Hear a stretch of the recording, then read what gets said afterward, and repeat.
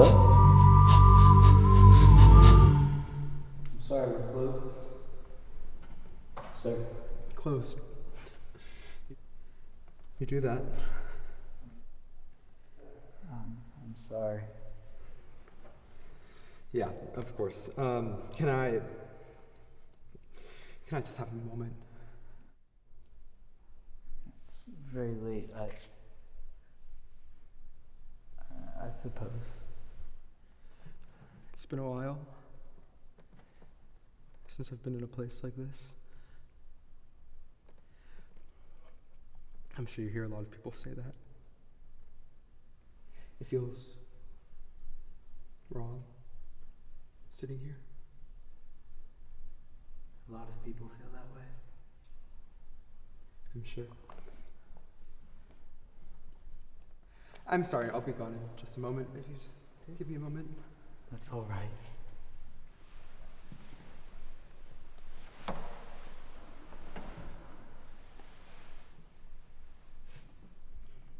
Would you like to talk about whatever's weighing on you? No. I'm sorry. I've already imposed on you so much. What's troubling you? A friend? A friend? Yeah, I guess at least we were at some point. Who knows?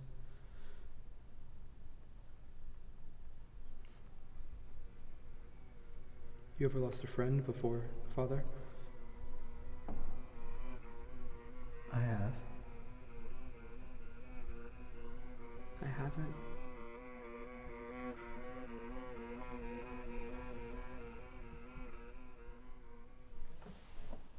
I don't know if it was worth it.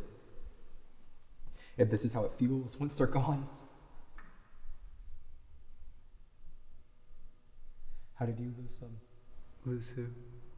Your friend. It's a complicated story. I'm sorry, I don't mean to pry. That's all right. It's not painful anymore. I'm sorry. I don't think I quite caught your name.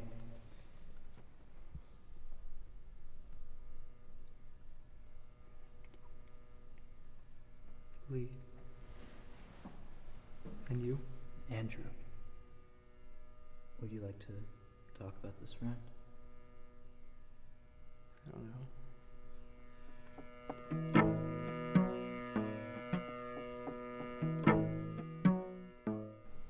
I'm worried. What's worrying you? I don't want to get him in trouble. I assure you everything you say here is strictly confidential. It isn't. I know that. I promise, Lee. I won't share what you tell of me here. If it makes you feel better, you don't have to tell me their name. No name then. Just a friend. How'd you meet this friend? Last year. Beginning of last year, really. We hit it off. Anyway, right from the very first conversation. I'd never had a friendship like that. Like what? I don't know, just a relationship like that was genuine. Where I actually cared about being there for him. You hadn't before?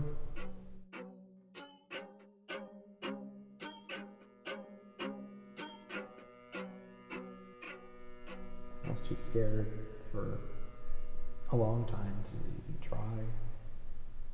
He was different. Yeah. He was. I think he was just sure of himself. Owned himself. Owned his beliefs. When someone believes like that, it kind of makes you want to believe too.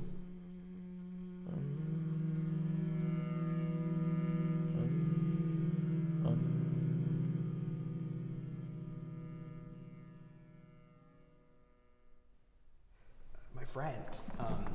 He could play all kinds of instruments. He was kind of a genius at it. The whole world would melt away for him when he played. We even had a band name picked out and everything. A Saint's Blackbird. A saint's blackbird? I don't know. It wasn't particularly clever. It didn't matter though. We never played. Why didn't you?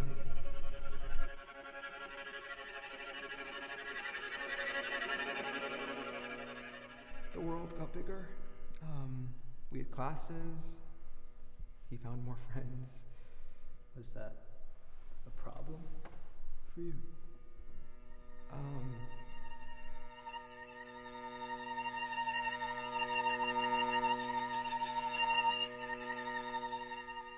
It was fine. Right, like I said, he was a charismatic guy. I had no delusions that I'd be his best friend. I just made sure I was someone useful to him. Useful how? He had a hard time admitting when he needed help. His father is a single father and not always the most reliable guy, especially when it comes to taking care of himself. My friend tried to get home at least twice a month to make sure he had groceries and stuff like that. And I understood. I made sure he knew I was someone reliable, that I'd help out. I'd loan him gas money or cash for groceries. Other things too. I made sure he got home safe when he was drunk. I got him answers to a That wasn't your job!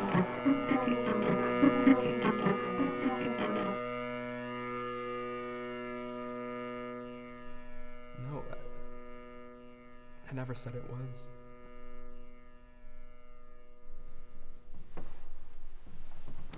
It worked though, we were friends.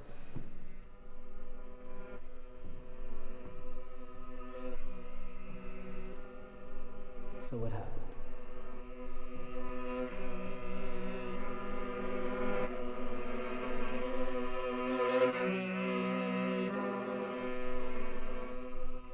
Did you always know what you wanted to be, Father? What?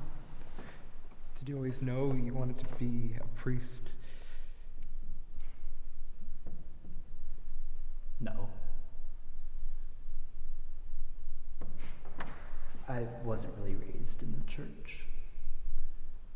It wasn't that my family were stark non-believers or anything like that. It just wasn't really a big part of our lives. I found faith, as many do, out of desperation. I used to know what I wanted to be when I was a lot smaller. It's funny how that works. How you think you know everything. I wanted to fly. I wanted to be a bird. My dad's always liked birds. He used to, when it was time for bed, he wouldn't read us bedtime stories. He had these really detailed ornithology books with these beautiful hand-drawn anatomical pictures. He would sit with us before bed every night and go over a new bird. When I learned I couldn't be a bird, I decided I'd be anything in the sky.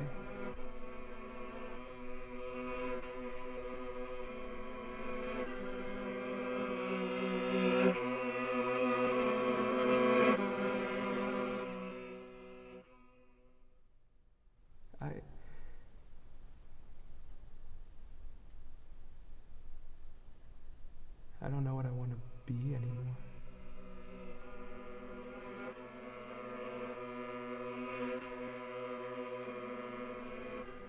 You don't have to. He knew. My friend, he always knew what he wanted to be. He wanted to go into advertising, lend some sense of purpose to others, you could say. I found an opening at an advertising firm for him in Chicago. He told me I should apply too.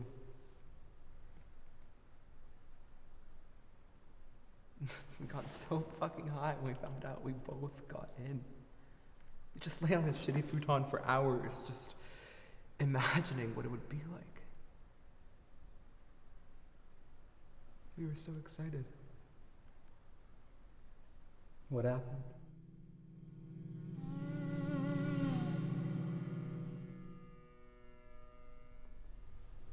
I don't know.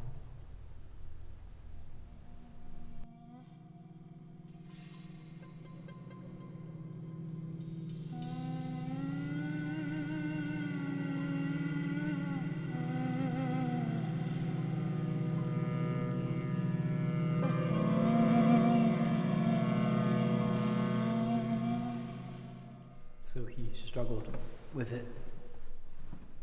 He tried harder with it, I think, but yeah, he struggled with keeping up with the work. I tried to help. I took notes on what we were both supposed to do. I'd do his share for him if he forgot, turn it in for him, made excuses whenever he was late. I took on the projects that I thought he'd find boring or too much effort. And he got mad at me. He started ignoring me, shutting me out. I mean, the internship ended, and we barely spoke for the rest of the summer. I went home for the rest of it. I wasn't supposed to. We were supposed to. It doesn't matter.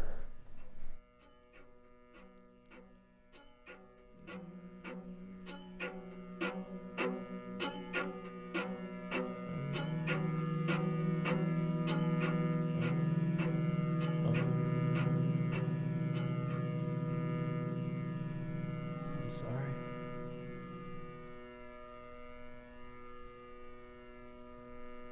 What happened when you got back to campus? It was different. Trying to speak to him was like trying to have a conversation with a fucking photograph. He shut you out? He shut me out, and I still saw him nearly every single day. And your other friends didn't take sides? No one knew what had happened, I don't think. If they had, I'm sure they would have taken his side. They were more his friends than mine.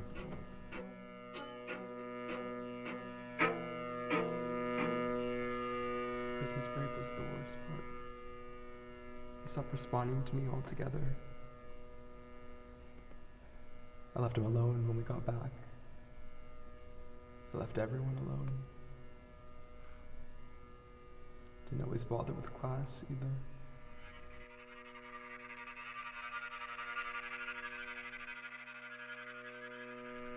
What happened? A month into the semester, he called me. Said that he wanted to talk about what had happened. I said, sure, come on over, let's talk.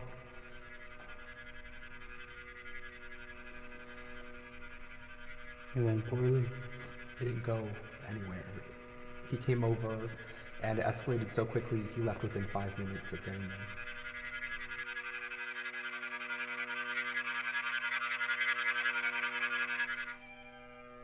As soon as he stepped in the door, I asked when he'd ever done anything for me, when he'd even considered everything I did for him. And I did everything for him. He didn't care at all. This is from today. I asked him to come over again so I could apologize and we could actually sort things out.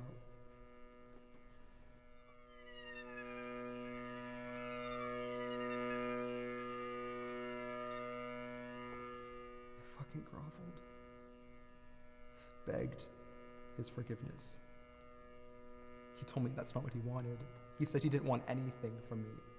I asked why he came over then. He said to give me some sort of closure, like he was some sort of saint. Said the internship had been his opportunity, his dream, that me helping him was me intentionally fucking with him.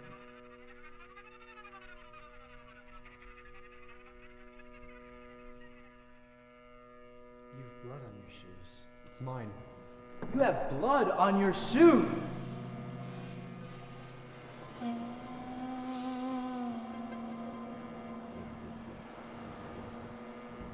The blood is mine.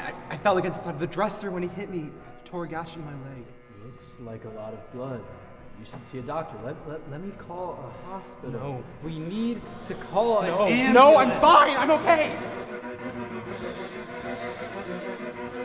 need to call anyone. No, we can't tell anyone. He didn't understand, Father. If he didn't get it, no one else would. What didn't he understand? How much I was willing to do for him. How much I was willing to go through for him. He hit me and I apologized.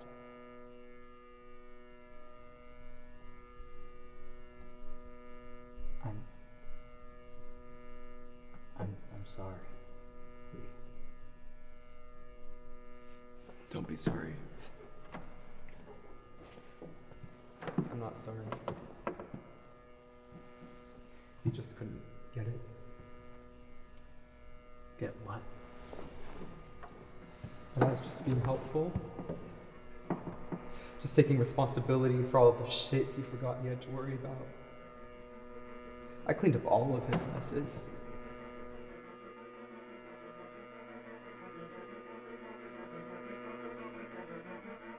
Lee,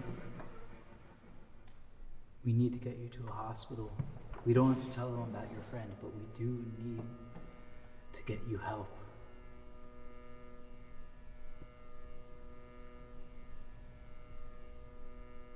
Do you have a favorite bird, Father? What? Do you have a favorite bird? I suppose. Yes. What is it? A swallow? Why?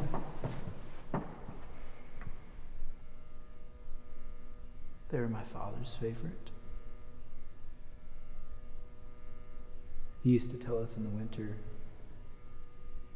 they'll hide themselves away in the mud and build a nest like a cup from it. And they don't emerge till the spring, but when they do,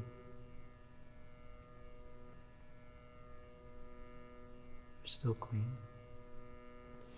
You want to be reborn, Father? When I was 6, my father found a goldfinch among our roses. I remember it was so early, the sun was barely peeking out. It was still foggy. He lifted it from the ground and cradled it in his hand. He was so careful with it. So gentle because it was so fragile, so small. It fluttered in its hand, but its wing. My father told me that goldfinch are special. They're holy birds. They gorge themselves on thistles and thorns, on the crown of Christ himself.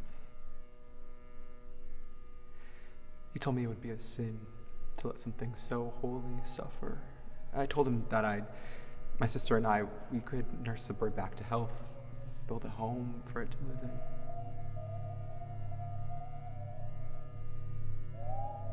I'd care for it.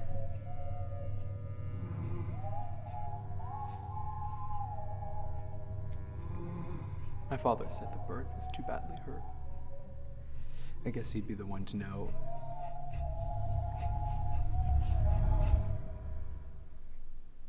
He snapped its neck.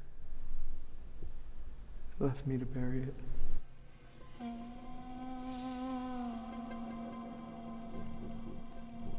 He was wrong, I think. My father, they aren't a symbol of the holy. I think, perhaps, they survive off of his destruction.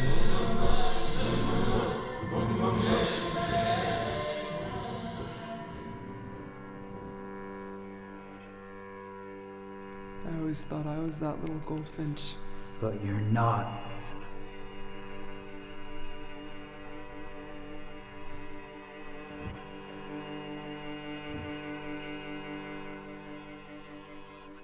I can't call the police. Why not? They think it was my fault. What's your fault, Lee? He fell! Who? My friend. I couldn't save him. Save him? What do you mean, save He him? fell when we were arguing. It is out of my wardrobe. Is my room still floors such a mess? They're gonna think it's my fault. You pushed him. I know, I didn't! He fell!